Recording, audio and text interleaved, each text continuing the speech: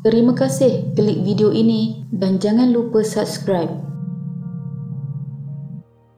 Pada 19 Februari 2024, seorang lelaki dari Petaling Jaya, Selangor ditemukan lemas di pantai Batu Buruk selepas dihanyutkan arus kuat ketika mandi-manda di kawasan berkenaan. Mayat lelaki tersebut ditemukan terapung oleh nelayan berhampiran Pulau Gemia di Marang dengan jarak kira-kira 16 km dari lokasi kejadian. Susulan kejadian itu tular di media sosial pelbagai gambar dan ulasan yang mengaitkan kejadian tersebut dengan kawah laut. Ini kerana sewaktu melakukan operasi menyelamat lelaki yang lemas tersebut, Jabatan Bomba dan Penyelamat Malaysia JBPM Negeri Terengganu mengesan ada sehingga 4 kawah air di dasar laut sepanjang pantai Batu Buruk. Kawah air dengan kedalaman kira-kira 3.5 meter dan dipenuhi dengan sampah itu berbahaya kepada pengunjung jika dihanyut ke kawasan berkenaan. Ketika itu tersebar gambar ilustrasi kawah dalam laut yang menunjukkan apa itu kawah air. Dalam pada itu, rata-rata komen netizen yang tinggal berdekatan pantai memaklumkan amat jarang orang Terengganu mandi-manda di pantai Batu Buruk, apatah lagi ketika itu musim monsun belum selesai dan hanya orang luar dari Terengganu yang mengambil peluang mandi-manda di pantai itu walaupun ombak agak besar. Tidak lama selepas itu terdapat satu kenyataan dikeluarkan bahawa pantai Batu Buruk tidak mempunyai kawah dalam laut atau seabed crater seperti ditularkan sesetengah pihak di media sosial. Lalu apa yang dilihat oleh pihak bomba sewaktu operasi menyelamat itu?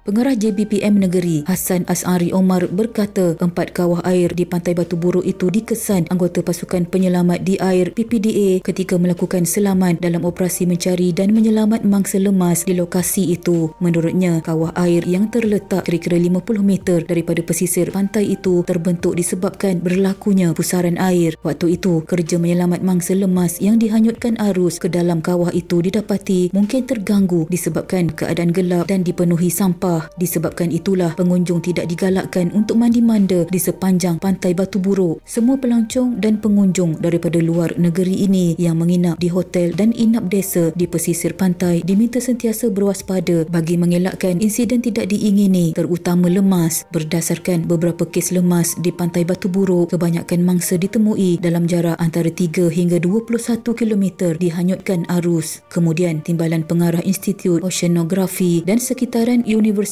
Malaysia Terengganu UMT Profesor Madya Dr. Effie Helmi Arifin memberitahu pihak media bahawa pantai Batu Buruk tidak mempunyai kawah dalam laut. Sebaliknya, beliau berkata berdasarkan kajiannya beberapa lubang yang terbentuk di sekitar pantai peranginan tersebut disebabkan beting pasir ribut yang terbentuk akibat ribut terutama sewaktu tempoh monsun timur laut. Ribut terbabit menyebabkan hakisan pantai sekaligus menghanyutkan banyak pasir pantai ke dalam laut lalu mewujudkan beting pasir ribut. Kesannya kawasan yang tidak mempunyai beting pasir menjadi lebih dalam, namun ia bukanlah kawah dalam laut. Effie Helmi berkata himpitan 2 atau lebih beting pasir ribut boleh membentuk kawasan lubang di dasar laut sedalam sehingga 6 meter seperti terdapat di pantai Batu Buruk. Sebaliknya, beliau menjelaskan kawah dalam laut pula terbentuk daripada impak disebabkan aktiviti gunung berapi, runtuhan, aliran lumpur dasar laut atau angkasa. Menurutnya, tidak dinafikan juga kawah dalam laut boleh terbentuk oleh pusaran air yang kuat, tetapi ia jarang berlaku di negara ini kerana suhu air laut dan udara kita tidak jauh beza sekaligus jarang menyebabkan pusaran di kawasan pantai seperti puting beliung di darat. Kawasan dasar laut yang dalam boleh dilihat dengan jelas ketika air surut dengan pandangan daripada atas. Bagaimanapun, keadaan dasar laut akan kembali kepada bentuk asal selepas tamatnya musim tengkujuh, iaitu apabila air laut mulai tenang. Sehubungan itu, Effie Helmi menegaskan penularan gambar ilustrasi kawah dalam laut kononnya terdapat di dasar pantai Batu Buruk adalah kurang tepat dan boleh mengelirukan masyarakat.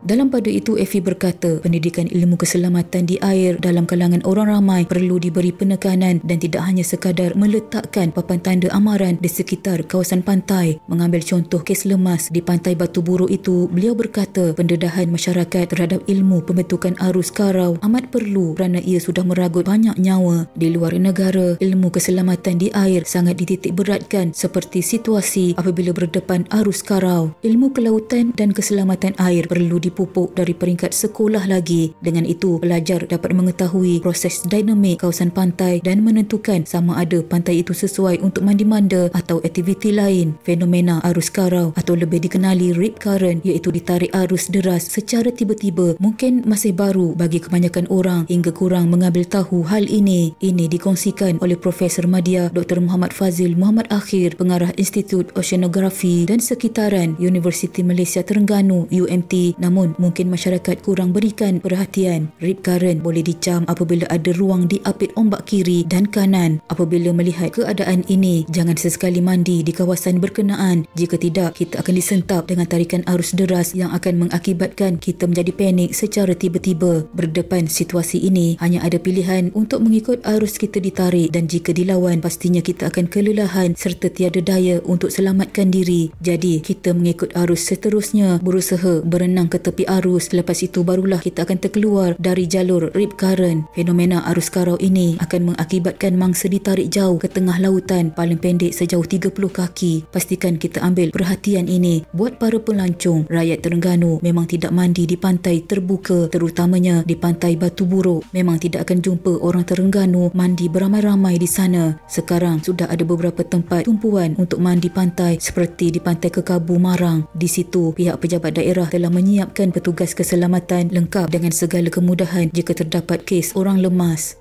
Sekian.